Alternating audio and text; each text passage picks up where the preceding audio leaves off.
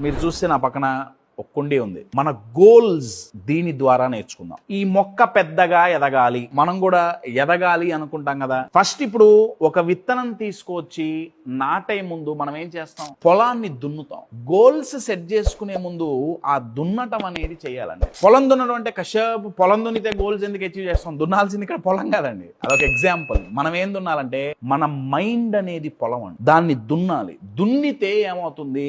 పనికి రానివన్నీ బయటికి పోతాయండి. ఇప్పుడు పొలంలో కొత్త పంట వేసే ముందు పంటని తగలబెట్టి పాత మొక్కలన్నీ పీకేసి అవతల బారేస్తారు. గోల్స్ సెట్ చేసుకునే ముందు మన మైండ్ లో ఉండే అనవసరపు ఆలోచనలు పీకేసి అవతల బారేయాలి.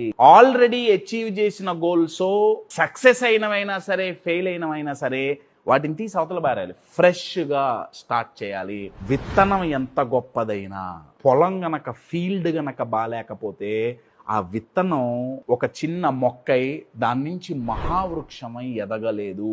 మీలో ఎంత దమ్మున్నా, మీ గోల్ ఎంత పెద్దదైనా, ఎంత మంచిదైనా, మీ మైండ్ గనక కరెక్ట్గా లేకపోతే 100% గ్రోత్ సాధించటం కష్టం.